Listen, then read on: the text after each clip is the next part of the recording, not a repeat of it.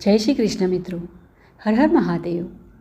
મિત્રો, આજના વિડીયોમાં આપણે જાણીશું કે શ્રાવણ માસના શનિવારે શું કરવું જોઈએ, આ દિવસે વિશેષ કરી કે આ દેવતાની કઈ રીતે પૂજા કરવી જોઈએ અને શ્રાવણ માસના શનિવારના દિવસે વ્રત કરવાથી શું ફળની પ્રાપ્તિ થાય છે।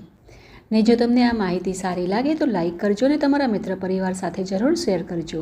ને આવી જ વૈદિક પ્રમાણભૂત માહિતીઓ પ્રાપ્ત કરવા હેતુ હજી સુધી તમે આ ચેનલને સબસ્ક્રાઈબ નથી કરી તો કૃપયા કરી રાખજો, જેથી કરી અમારા દ્વારા આવનારી બધી જ નવી માહિતીઓ કથાઓ તમારા સુધી સરળતાથી પહોંચી શકે। મિત્રો, શ્રાવણ માસ ભગવાન શિવની ઉપાસના માટેનો પવિત્ર મહિનો છે। આ માસ એટલો પાવન છે કે તેમાં આવતા પ્રત્યેક દિવસ, વાર અને તિથિઓનું પણ મહાત્મ્ય વધી જાય છે। તેવી જ રીતે આ પવિત્ર મહિનામાં આવતા શનિવારનું પણ વિશેષ ધાર્મિક અને આધ્યાત્મિક મહાત્મ્ય શાસ્ત્રોમાં વર્ણવવામાં આવ્યું છે। શાસ્ત્રો અનુસાર શ્રાવણ માસના શનિવારે વિશેષ રૂપે ભગવાન નરસિંહદેવ, શનિદેવ અને પવનપુત્ર હનુમાનજીની ભક્તિપૂર્વક આરાધના કરવી જોઈએ। શ્રી સ્કંદ પુરાણમાં સ્વયં ભગવાન શિવજીએ સનતકુમારજીને શ્રાવણ માસમાં આવતા શનિવારના મહાત્મ્યનું સુંદર વર્ણન કર્યું છે। ભગવાન શિવ કહે છે કે શ્રાવણ માસના શનિવારે માતા લક્ષ્મી સહિત ભગવાન નરસિંહદેવની પૂજા કરવી જોઈએ। માતા લક્ષ્મી સહિત ભગવાન નરસિંહદેવને ચંદન, હળદર તથા લાલ, વાદળી અને પીળા સુગંધિત પુષ્પો દ્વારા પૂજા કરવી જોઈએ।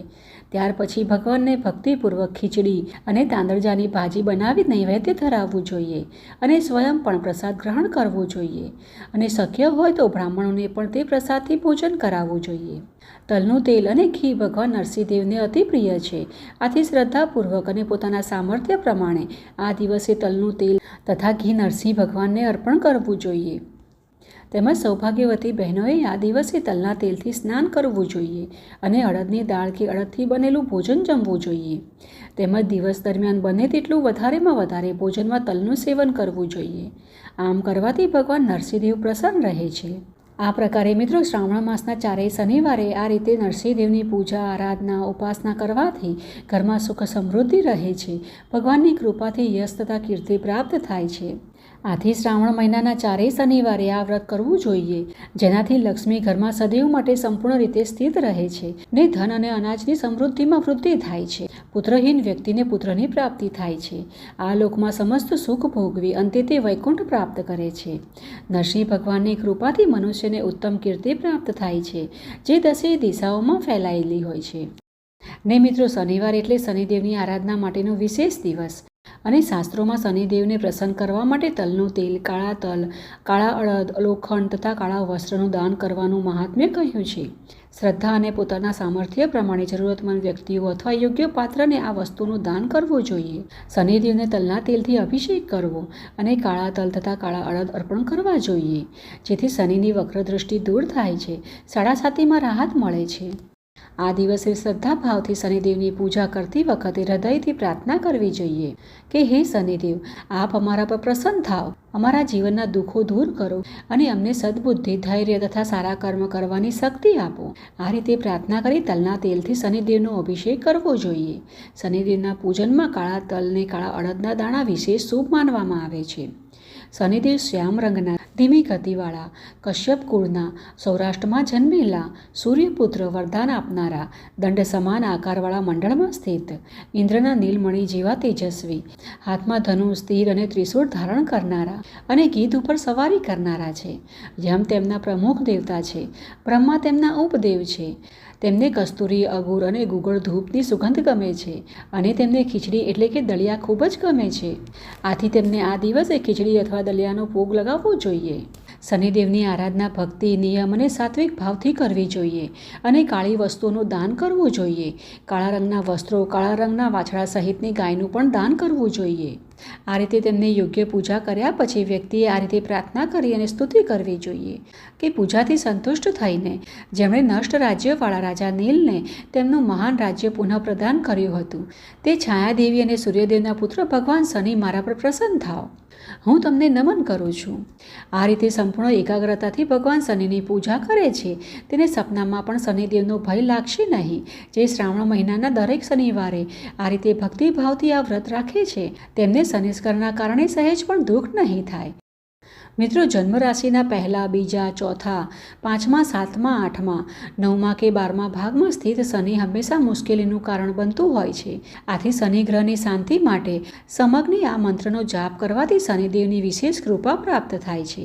તેમને પ્રસન્ન કરવા માટે ઇન્દ્ર નીલમણીનું દાન કરવું જોઈએ.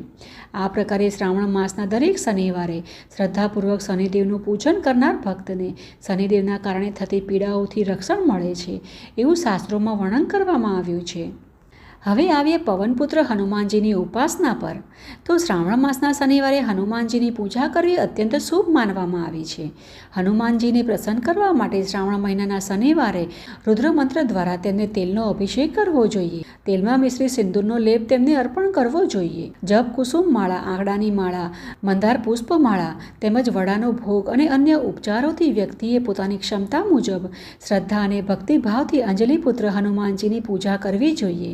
હનુમાનજીને પ્રસન્ન કરવા માટે તેમના 12 પવિત્ર નામોનું સ્મરણ કરવાનું પણ વિશેષ મહાત્મ્ય છે. જેમ કે હનુમાન, અંજનીસૂત, વાયુપુત્ર, મહાબલ, રામેષ્ઠ, ફાલ્ગુન સખા, પિંગાક્ષ, અમિત વિક્રમ, ઉદધિક્રમણ, સીતા શોક વિનાશક, લક્ષ્મણ પ્રાણદાતા, 10 ગ્રીવ પર્યાહા. આમ જે વ્યક્તિ સવારે ઉઠી આ 12 નામોનો જપ કરે છે તેને કોઈ દુર્ભાગ્યનો સામનો કરવો પડતો નથી અને બધી સંપત્તિ પ્રાપ્ત થાય છે. આ પ્રકારે શ્રાવણ મહિનામાં શનિવારે પવનપુત્ર હનુમાનજીની પૂજા કરવાથી વ્યક્તિ સ્વસ્થ અને બળવાન બને છે અને તેનું શરીર વીજળીની જેવું બને છે. અંજની પુત્રની કૃપાથી તે કાર્યમાં ઝડપી અને બુદ્ધિ અને વૈભવથી સંપન્ન બને છે. તેના શત્રુઓનો નાશ થાય છે, તેના મિત્રો વધે છે અને તે પરાક્રમી અને પ્રખ્યાત બને છે. જો ભક્ત ભગવાન હનુમાનજીના મંદિરમાં હનુમાન કવચનો પાઠ કરે છે તો તે 8 પૂર્ણતાઓ જેમ કે અણિમા અને યક્ષ, રાક્ષસ અને વેતાળ તેમને જોઈને ધ્રુજતા અને ભયભીત થતાં ખૂબ જ ઝડપથી 10 દિશાઓમાં ભાગી જાય છે. તેના જીવનમાં શુભતા અને આત્મવિશ્વાસ વધે છે, એવું શાસ્ત્રીય વર્ણન છે. હનુમાનજીની કૃપાથી ભક્તને બળ, બુદ્ધિ, ધૈર્ય અને પરાક્રમ પ્રાપ્ત થાય છે તથા તે પોતાના કર્તવ્યોમાં સફળ થવા માટે પ્રેરણા મેળવે છે. આ ઉપરાંત મિત્રો, આજના દિવસે વિશેષ રૂપે પીપળાના વૃક્ષની પૂજા કરનારને અક્ષય પુણ્યની પ્રાપ્તિ થાય છે. શાસ્ત્રોમાં શ્રાવણ માસના શનિવારે પીપળાના વૃક્ષની પૂજાનું પણ વિશેષ મહાત્મ્ય જણાવ્યું છે. શનિવારે પીપળાના વૃક્ષ પાસે જઈને શ્રદ્ધાપૂર્વક પૂજન કરવું જોઈએ. વૃક્ષના જળમાં જળ અર્પણ કરવું જોઈએ, દીવો પ્રગટાવવો જોઈએ અને ભગવાનનું સ્મરણ કરી તેની પ્રદક્ષિણા કરવી જોઈએ. આ રીતે મિત્રો, શ્રાવણ માસમાં પીપળાની ઉપાસનાનું ફળ વિશેષ માનવામાં આવ્યું છે. સ્કંદ પુરાણમાં તો એમ પણ કહેવામાં આવ્યું છે કે આ દિવસે વ્યક્તિએ પીપળાના ઝાડને ભેટીને પૂજા કરવી જોઈએ. શનિવાર સિવાય કોઈપણ દિવસે પીપળાના ઝાડને સ્પર્શ પણ ન કરવો જોઈએ. શનિવારે પીપળાના વૃક્ષનું આલિંગન બધી સંપત્તિનો સ્તોત્ર બને છે. આ પ્રકારે વર્ષ દરમિયાન દરેક મહિનાના 7મા દિવસે એટલે કે શનિવારે પીપળાના ઝાડની પૂજા ફળદાયી હોય છે, પરંતુ શ્રાવણ મહિનામાં તે વધુ ફળદાયી નીવડે છે. આ રીતે મિત્રો, શ્રાવણ માસના શનિવારે નરસિંહદેવની ભક્તિ, શનિદેવની આરાધના અને હનુમાનજીનું સ્મરણ અને પીપળાનું પૂજન શ્રદ્ધા અને સાત્વિક ભાવથી કરવામાં આવે તો ભક્તના જીવનમાં આધ્યાત્મિક શાંતિ અને સદબુદ્ધિ પ્રાપ્ત થાય છે. સ્કંદ પુરાણના વર્ણન અનુસાર આ વ્રતનું પાલન કરનારને ધન ધાન્યની સમૃદ્ધિ, યશ, કીર્તિ અને સુખની પ્રાપ્તિ થાય છે તથા ભગવાન નરસિંહદેવ, શનિદેવ અને હનુમાનજીની કૃપા સદૈવ તે વ્યક્તિ પર બનેલી રહે છે.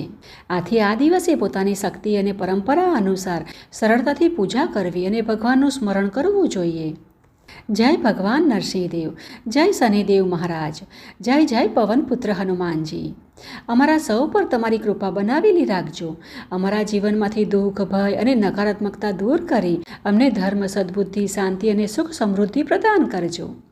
તો મિત્રો, આ હતું શ્રાવણ માસના શનિવારનું મહાત્મ્ય ને અમને આશા છે કે આ કથા તમને સારી લાગી હશે. જો તમને આ કથા થોડી પણ સારી લાગી હોય તો કોમેન્ટ બોક્સમાં હર હર મહાદેવ અવશ્ય લખજો. નહીં, ચાલો આવી જ વૈદિક પ્રમાણભૂત માહિતીઓ સાથે ફરી મળીએ. હર હર મહાદેવ. જય શ્રી કૃષ્ણ.